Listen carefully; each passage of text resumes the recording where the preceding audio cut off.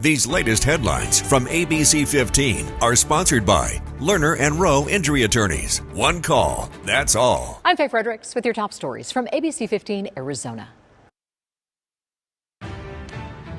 New at 3, an investigation underway after a JBS employee is found dead at the meat processing facility near 91st Avenue in Buckeye and Tolleson.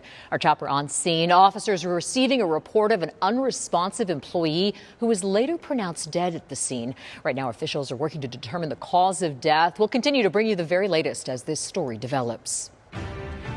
Turning to our other top story at this hour, Phoenix police now confirming more human remains were found in North Phoenix. The grim discovery made Tuesday near 7th Street in Deer Valley. Medical examiner will work to identify the remains and, if possible, determine the cause of death.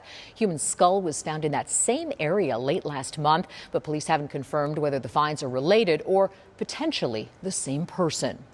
Developing right now, police say they've identified the teen involved in the stabbing death of 15-year-old Jalen Reeves last weekend. Phoenix police say that teen provided a statement to officers during the investigation, but no arrests have been made yet. Call silent witness with any information.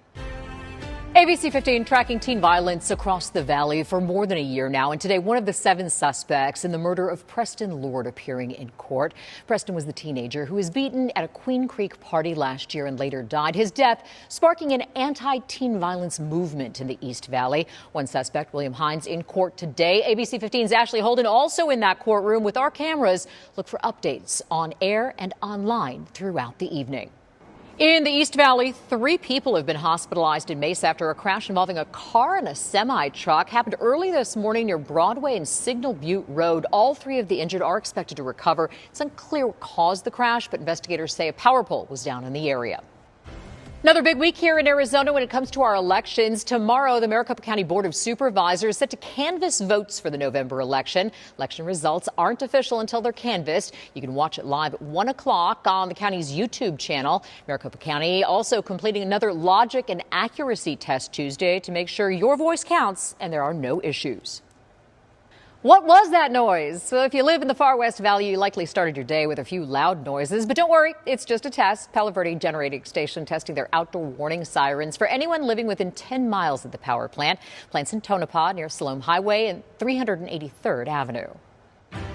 Check this out. ABC 15 sharing the latest updates on multiple improvement projects across our state. ADOT has new interactive story maps showcasing the transformation of each project through the years, from adding lanes to bridges and the roads that have been built. For more information on projects happening near you, head to azdot.gov.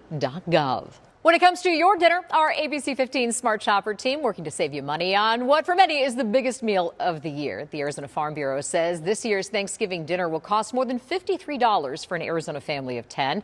It's an overall increase of nearly $1.50 from last year. Check out Flip. It's a weekly digital ad released every Wednesday. We found one of the best turkey prices per pound is at Bash's'. Now I pay even closer attention.